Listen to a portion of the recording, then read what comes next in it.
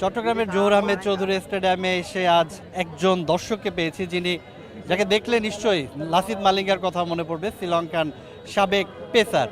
অনেক কিছুই তার মালিঙ্গার মতো, স্টাইলগুলো সব এক, কিন্তু তিনি মালিঙ্গাকে অনুকরণ করে কিন্তু এই চুলের কাটে তিনি যাননি, নিজে থেকেই করেছেন। পরে তিনি জানতে পেরেছেন যে তার সব কিছুই মালিঙ্গার সঙ্গে মিলে যাচ্ছে। শুনবো তার কথা। আপনার আসল নামটা কি? আমার আসল নাম হচ্ছে জয়দেব। তো আমি তো অনেকদিন ধরে এলাকার ভিতরে এভাবে থাকি। আমার চুলগুলা কিন্তু ন্যাচারালি এরকম। এলাকার ভিতরে যখন আমি এভাবে থাকি, তো একটা সময় আমার আশেপাশের অনেক মানুষ আমাকে মালেঙ্গা বলে ডাকে।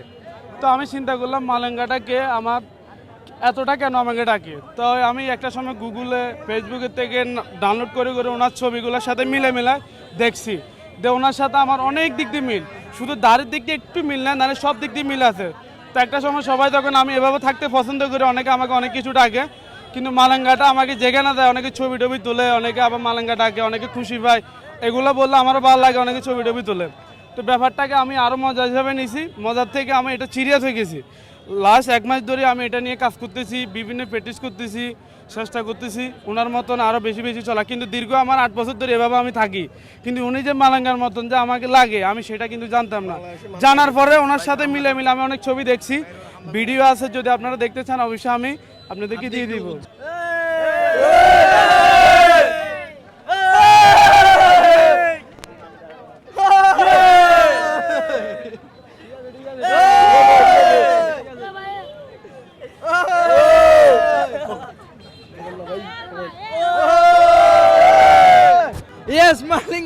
কেমন কি মনে হয় কতটুকু মালিঙ্গার মতো হয়েছে? পুরাটাই তার চুল, তারপরে দাড়ি, সবকিছু মিলেই আপনার 80% পুরোপুরি মালিঙ্গার মতো। আমরা স্টেডিয়ামে তাকে মানে মালিঙ্গা হিসাবে অনুভব করছি, মালিঙ্গাকে বারবার তার দেখে মনে হয়েছে তাকে ফিল করছি। আমাকেও দেখতেছি যে অনেক সাপোর্ট দিচ্ছে, ওইটা তো আমাকে আরো বেশি বাড়াই তুলছে। আমি সামনে চেষ্টা করব আরো বেটার কিছু করার জন্য, কিন্তু আমি সিরিয়াস হয়ে গেছি যে মানুষের এত ভালোবাসা দেখি, মালাঙ্গার যে এত ভালো মানুষ ছিল, কিন্তু সেটা আমি জানি না। কিন্তু ওনারা নিয়ে যখন আমি এভাবে চলতেছি, আমাকে কেউ এখনো পর্যন্ত ব্যাড সাউন্ড দেয় নাই, কারণ আমি যে পর্যন্ত চলছি কেউ আমাকে খারাপ গালিও দেয় নাই, কারণ উনি মানুষটা অনেক ভালো।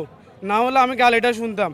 যেমন অন্য প্লেয়ার আছে, দেখা গেছে ওর কথা শুনলে মানুষ গালিগালাজ করে, কিন্তু ওর কথা তো শুনে আমার কেউ গালি ডালি দেয় না। অনেকে বলে টিকটকার, আমাকে কিচ্ছু বলে না, কারণ বাঙালি আপনি তো চুল কালা দেখলে আমি টিকটকার বলি বলে, আমি আসলে কিন্তু টিকটকার না। কিন্তু এটা মালাঙ্গারও অনুসরণ করি, ওনার মতো আমি চেষ্টা করতেছি। এই কালারটা করতে পারি না, শ্রীলঙ্কার জার্সি কোথাও পাচ্ছি না। আমি অনেক জায়গায় খুঁজতেছি, অনেকের অনেক টাকা দিছি, সবাই মনে করেন আমার সাথে প্রতারণা করতেছে। এই জার্সিটা আমাকে ঢুকে দিছে, 300 টাকা জার্সি আমার থেকে 600 টাকা করে নিয়ে গেছে। হেয়ার কালারটা বলতে আমি আমার বাড়ির পাশে একটা দোকান আছে, ওনার কাছ থেকে করছি, তাও এটা 3-4 বার করছি। আমার চুলের অবস্থা 12টা বাজে গেছে। এই চুলটা এতটা খারাপ না, আরও ভালো, কারণ এটা এসিড মারার পরে জ্বলে গেছে চুলটা।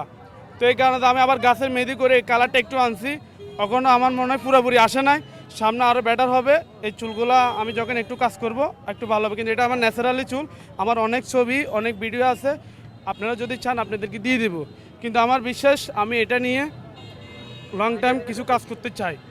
আর আপনারা যদি আমাকে গ্রহণ করেন, বাংলাদেশে মালাঙ্গা হিসেবে চান, তাহলে আমি কিছু করতে পারবো, কারণ আমার খুব ইচ্ছা আছে ওনার মতন স্টাইল করে আমার বাংলাদেশের ভিতরে আমি বাংলাদেশি মালাঙ্গা হিসেবে থাকতে চাই, সবার ভালোবাসা নিতে চাই।